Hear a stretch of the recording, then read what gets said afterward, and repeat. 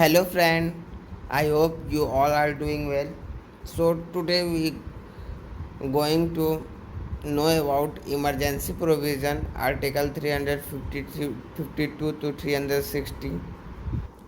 So before starting this lecture, some important information for all of you is कि हम लोग basic structure से लेकर सेंटर स्टेट रिलेशनशिप तक का वीडियो लेक्चर अपलोड कर चुके हैं इस चैनल पे, वो भी फ्री ऑफ कॉस्ट। एंड अगर आप लोग को लक्ष्मीकांत कम टाइम में सबसे अधिक किस पॉइंट कवर करना है तो ये वीडियो काफ़ी हेल्पफुल रहेगा आप लोगों के लिए। अगर आप मेरे वीडियो चैनल में नए हैं तो प्लीज़ हमारे चैनल को सब्सक्राइब कर दीजिए, सिविल एस्पिरेंट विद नरेंद्र को, एंड अपने फ्रेंडों के साथ शेयर कर दीजिए। और वीडियो देखने के बाद अगर लगे कि हाँ ये वीडियो आपके लिए इम्पोर्टेंट था तो please like the video. And अगर कुछ प्रॉब्लम मतलब कि कुछ कमी लग रहा है तो प्लीज़ फीडबैक भी दीजिए। So let's start centre state relation. अगर आप पूछें तो इसके अंदर से डेफिनेटली देखिए क्वेश्चन आता है, राइट। तो यहाँ पे अब हम थोड़ा सा पढ़ना स्टार्ट करते हैं। तो देखिए पहली बात, इमरजेंसी प्रोविज़न कौन से आर्टिकल्स के अंदर आता है ये आपको पता होना चाहिए। तो it is from article number 352 to 360, ये इमरजेंसी प्रोविज़न के अंदर आता है।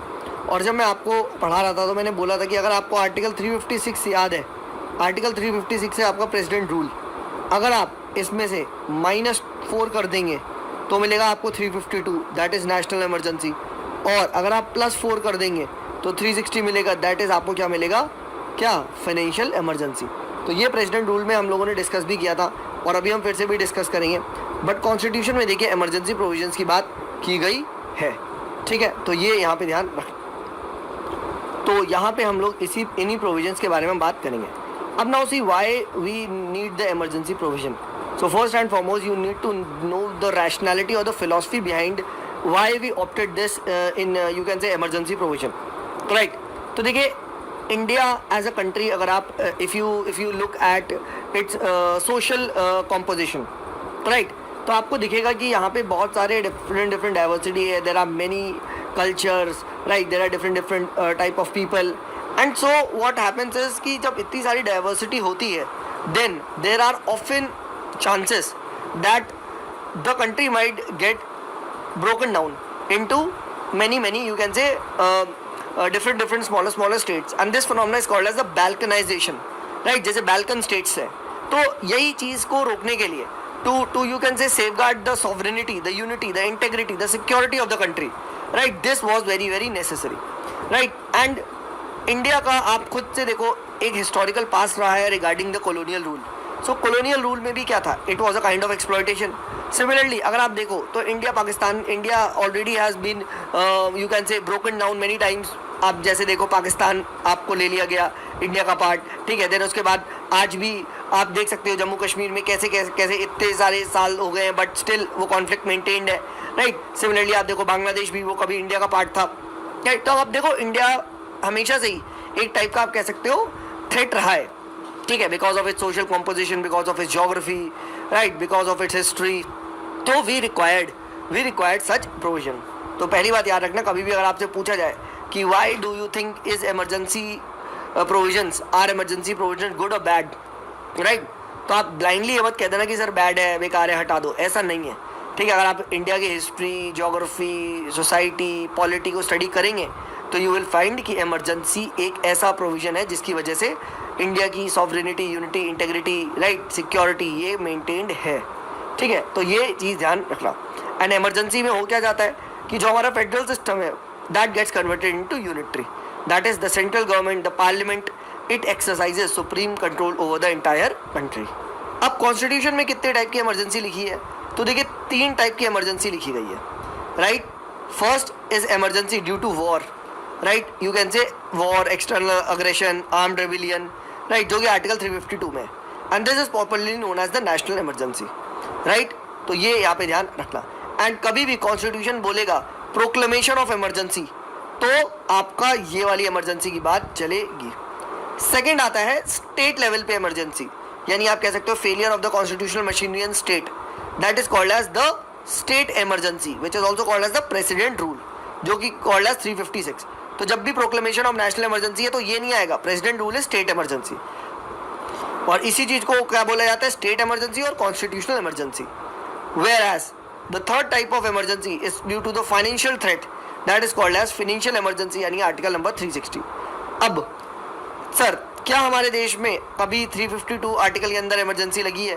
तो यस, जब हमारा war with China, with war with Pakistan, और एक बार आपका 1970 जो 5 में लगी थी, ठीक है, तो इमरजेंसी काफ़ी बार लगी है।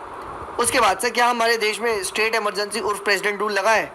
मेरे भाई 100 से ज़्यादा बार लग चुका है, 100 से ज़्यादा बार। आप इमेजिन कर रहे हो, ठीक है, तो ये आप ये कह सकते हो। आप सोचो 100, 110 से ज़्यादा बार आपका प्रेसिडेंट रूल लगाया जा चुका है। अब आप सोच लो।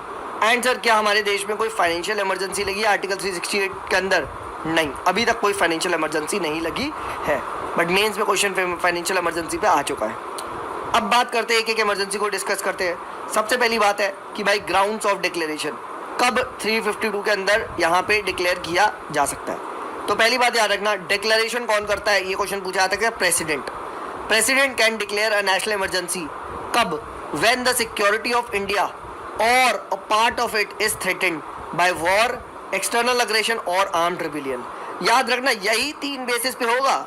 Sir president is feeling that today I had a fight with my, you can say, colleague और my wife, can I declare the national emergency? No, ऐसे नहीं होती। सिर्फ और सिर्फ bye war, by external aggression and armed rebellion, ठीक है।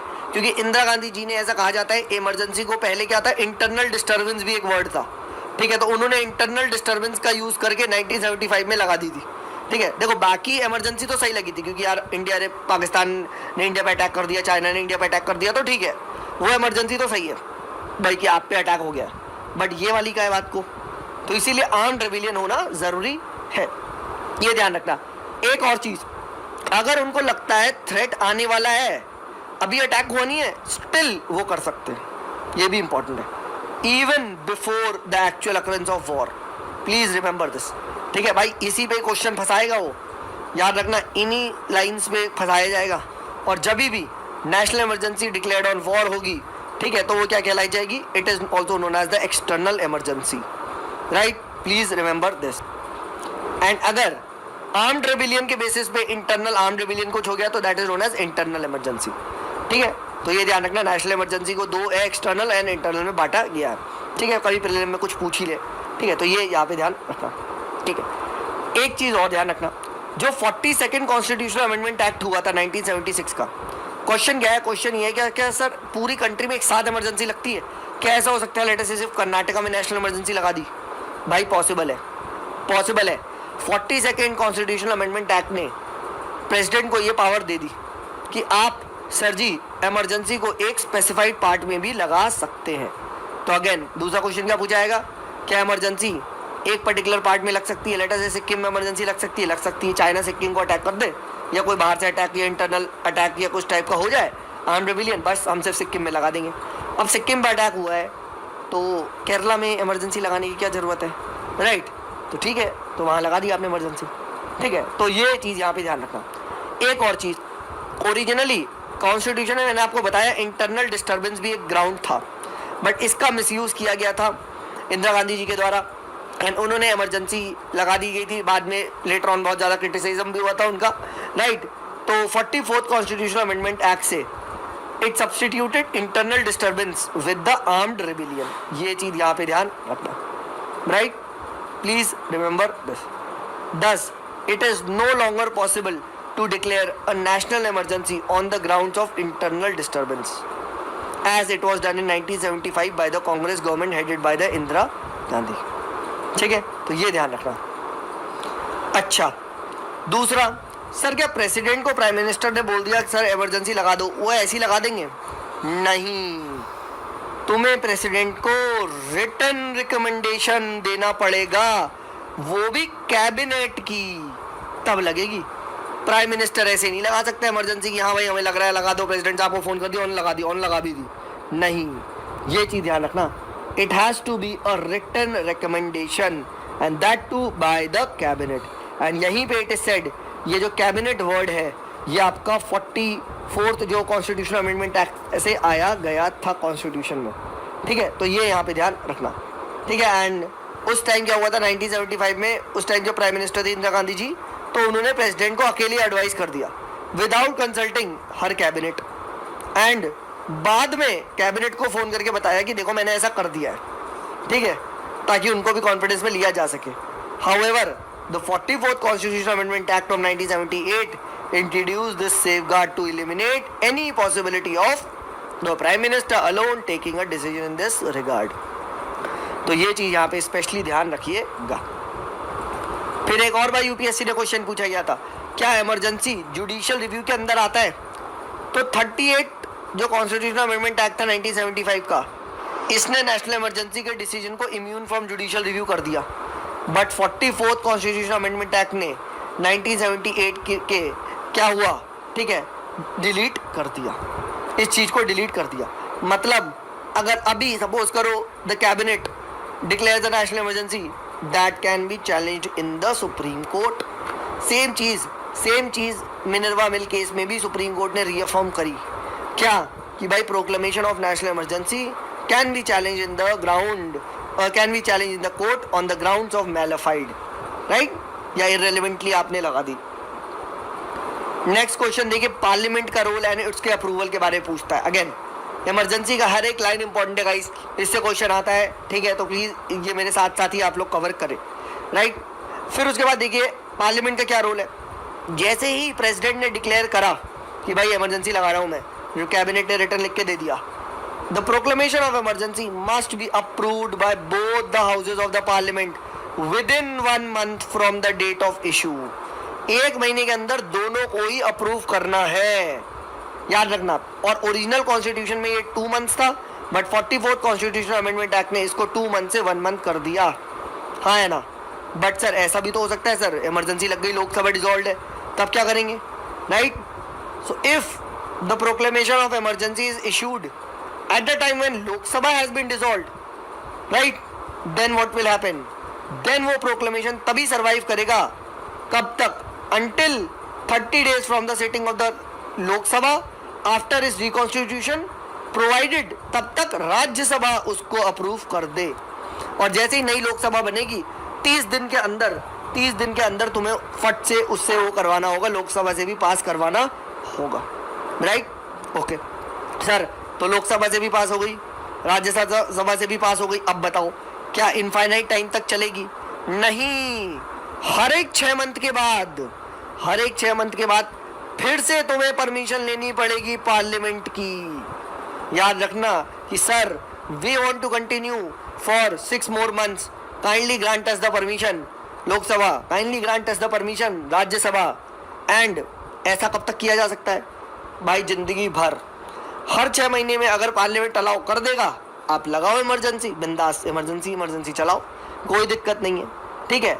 अच्छा, पहले क्या था? पहले ये इमरजेंसी के प्रोविजन का आप कह सकते हो इनफाइनाइट टाइम तक कोई अप्रूवल वाला चीज़ नहीं था, राइट। 6 मंथ में हाँ जी करना कोई जरूरी नहीं था। बट 40, जब आपको याद है इंदिरा गांधी जी ने मिस किया था 42nd कॉन्स्टिट्यूशन अमेंडमेंट से, तो 44th अमेंडमेंट एक्ट 1978 ने पीरियोडिक पार्लियामेंट्री अप्रूवल को क्या कर दिया?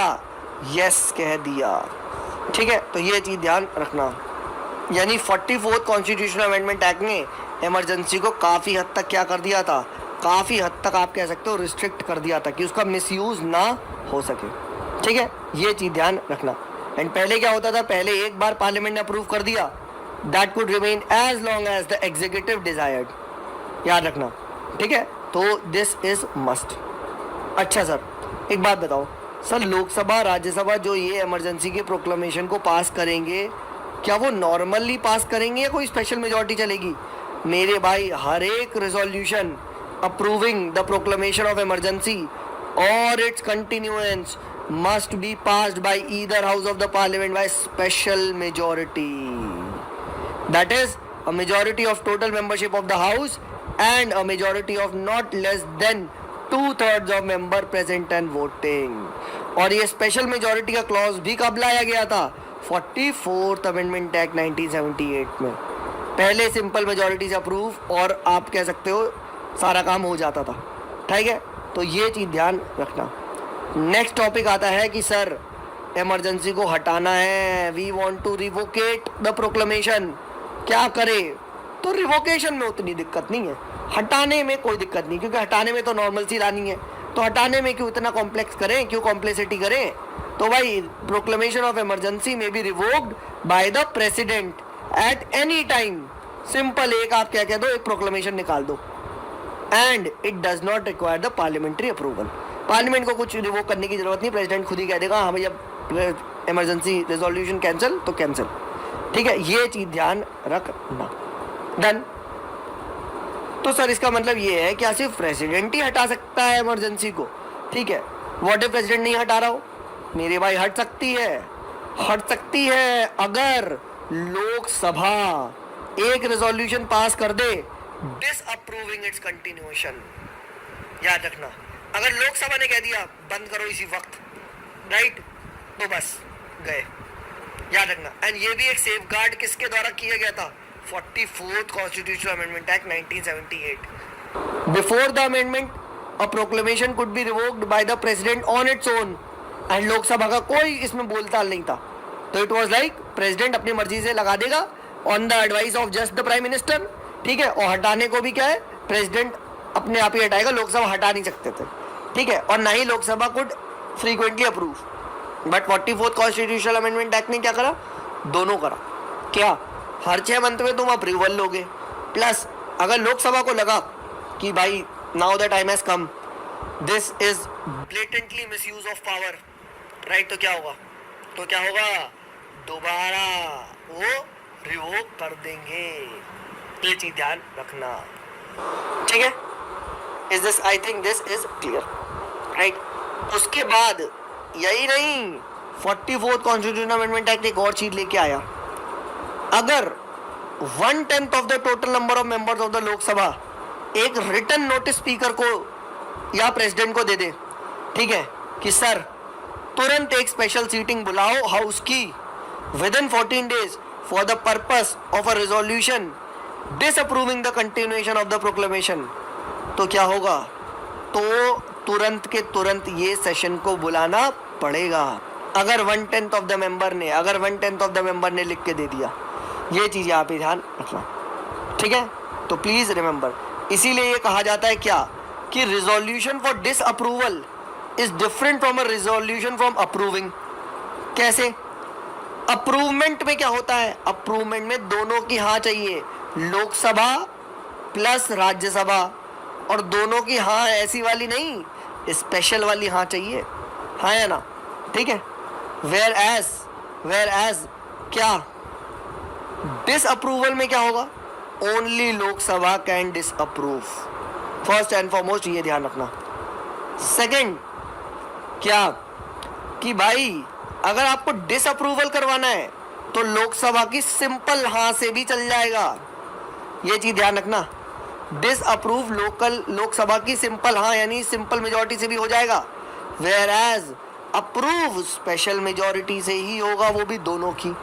एंड डिसअप्रूव सर राज्यसभा का कोई रोल नहीं है, नहीं, कोई राज्यसभा का रोल नहीं होता। इसीलिए कहा जाता है Lok Sabha wins over Rajya Sabha during the times of emergency. Who decides when to end the emergency, Lok Sabha या राज्यसभा? मेरे भाई Lok Sabha. Who decides when to continue with the emergency, Lok Sabha Rajya Sabha? Both.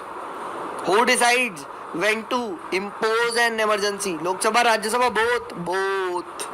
ठीक है, तो ये चीज ध्यान रखना भाई, यही क्वेश्चन फंसेंगे, इसी टाइप के क्वेश्चन आते हैं, ये प्रीलिम वाला, इसलिए इमरजेंसी का चैप्टर इंपॉर्टेंट है।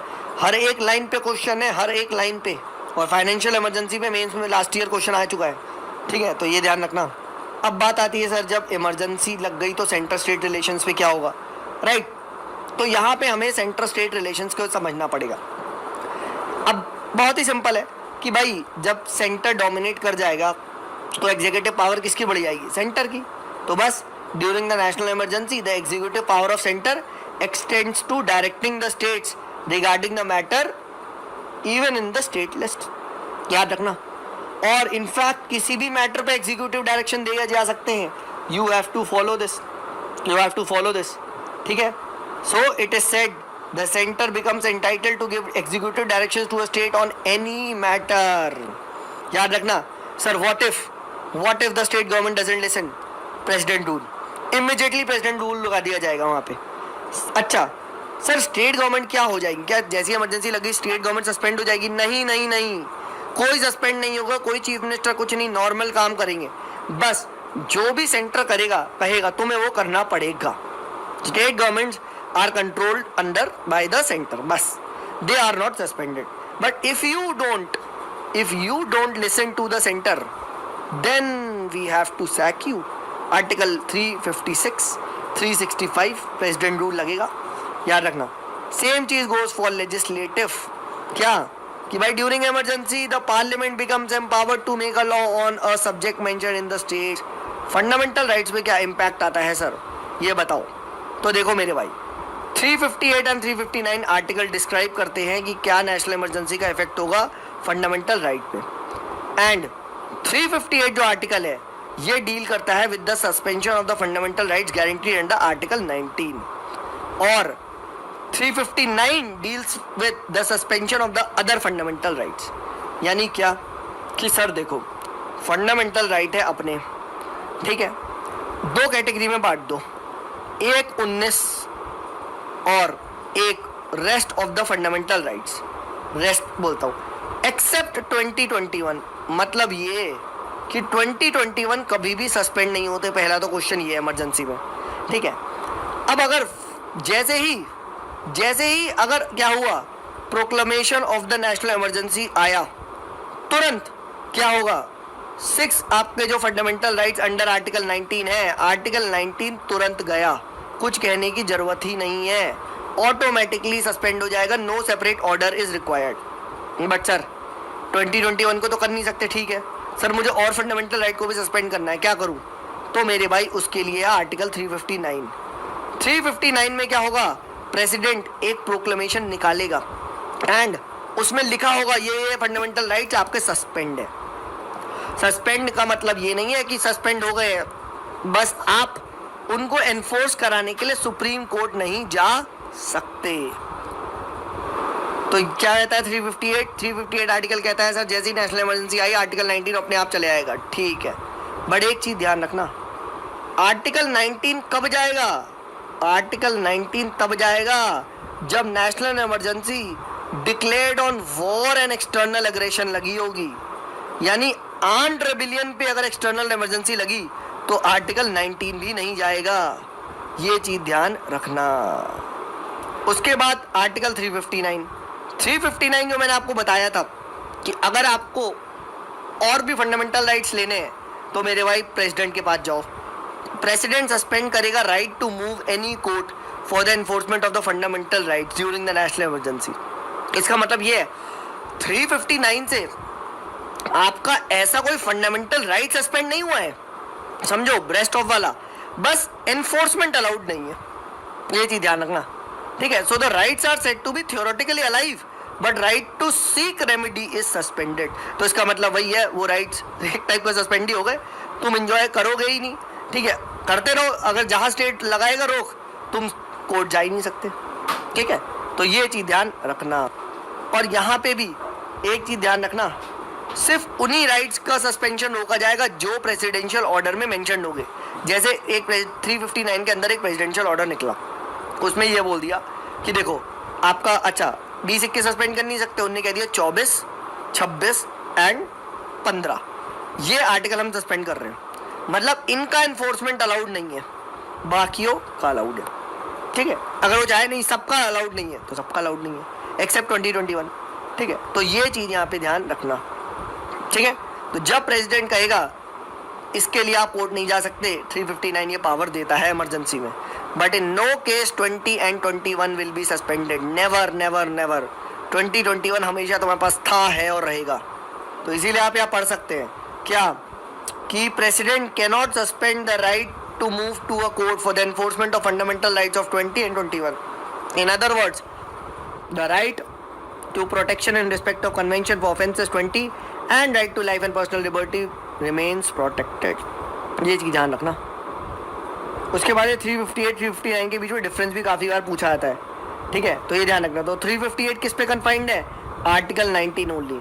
359 extends to all the fundamental rights whose enforcement is suspended by the presidential order except 20 and 21। ठीक है, 358 ऑटोमेटिकली आर्टिकल 19 को सस्पेंड कर देता है। कोई भी आपको प्रोक्लेमेशन की जरूरत नहीं है, whereas 359 के लिए प्रोक्लेमेशन की जरूरत होती है। दूसरा, 358 operates only in case of external emergency. ये चीज ध्यान रखना, that is when the emergency is declared on the grounds of war और external aggression and not in case of armed rebellion. ये चीज ध्यान रखना। while 359 on the other hand operates in case of both external as well as internal emergency। ठीक है, तो 358 पर जो है आपका आर्टिकल 19 वो सिर्फ एक्सटर्नल इमरजेंसी यानी एक्सटर्नल वॉर पे ही जाएगा, इंटरनल आर्म्ड रेबिलियन पे नहीं जाएगा। ठीक है, प्लीज रिमेंबर दिस। ठीक है, दूसरा 358 एक्चुअली में फंडामेंटल राइट्स आर्टिकल 19 को सस्पेंड करता है, 359 उनके एनफोर्समेंट को सस्पेंड करता है। Fundamental rights are still alive, ये चीज ध्यान रखना। Very very important fifth point, 358 extends to entire country whereas 359 may extend to entire country or a part of it। ये चीज ध्यान रखना। ठीक है, यहाँ तक क्लियर है? I hope this is absolutely clear. ठीक है, उसके बाद क्या है? Article 358 suspends article 19 completely while article 359 does not empower the suspension of the enforcement of article 20 and 21। 2021 नहीं जाएंगे। ठीक है, ये चीज ध्यान रखना।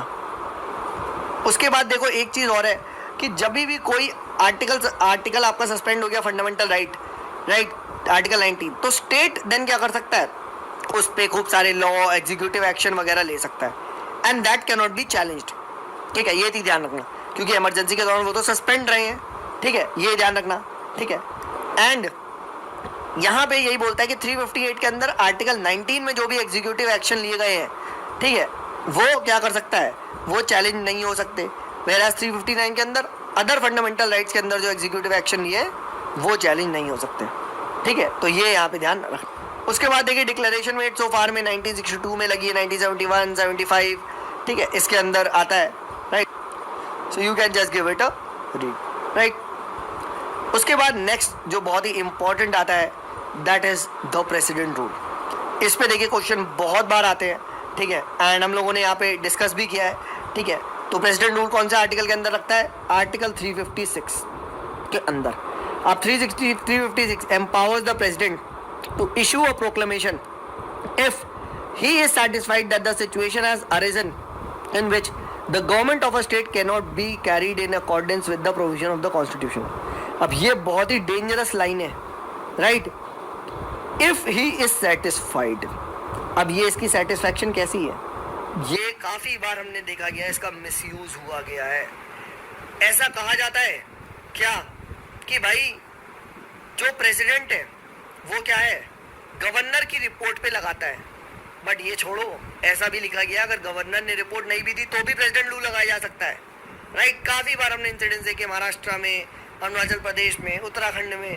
ठीक है, सेंटर मिसयूज काफ़ी बार करता है एंड स्टेट गवर्नमेंट को डिसमिस कर दिया जाता है। ठीक है, और दूसरा, अगर आर्टिकल 365 में लिखा है, एक 356 से लगती है 365, कि अगर स्टेट फेल करता है कोई भी सेंटर के द्वारा डायरेक्शन दिए जाने में, उसे इम्प्लीमेंट करने में, तो बस संविधान को ब्रेक डाउन हुआ है। संविधान ब्रेक डाउन हुआ है तो लगा दो प्रेसिडेंट। अच्छा, proclamation of the president rule क्या पार्लियामेंट अप्रूव करता है? यस। ये चीज ध्यान रखना, it must be approve by both the houses of the parliament with in 2 months। Emergency कितने के लिए थी? 1 month। ये चीज आप ध्यान रखना, ठीक है। एंड अगर लोकसभा डिसॉल्व है तो जैसी लोकसभा आएगी 30 दिन के अंदर अप्रूव करना है। Till the time Rajya Sabha approve कर दे तो प्रेसिडेंट रूल लग जाता है। एंड अगर सर इसे अप्रूव कर दिया है तो प्रेसिडेंट रूल कब तक चलेगा? भाई 6 months तक चलेगा, ये ध्यान रखना। However it can be extended for a maximum period of 3 years। ठीक है, 3 years से ज़्यादा प्रेसिडेंट रूल नहीं लगा सकते, ऐसा संविधान में लिखा है। ठीक है, प्लीज रिमेंबर दिस।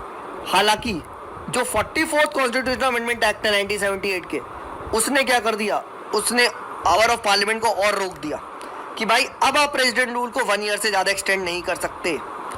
1 year से तभी एक्सटेंड होगा प्रेसिडेंट रूल जब या तो नेशनल इमरजेंसी लगी हो या फिर इलेक्शन कमीशन कह दे कि सर चुनाव कराना मुश्किल है, सपोज करो कोविड वगैरह हो गया, तब आप क्या कर सकते हो, तब आप प्रेसिडेंट रूल को वहाँ पे एक्सटेंड कर सकते हो।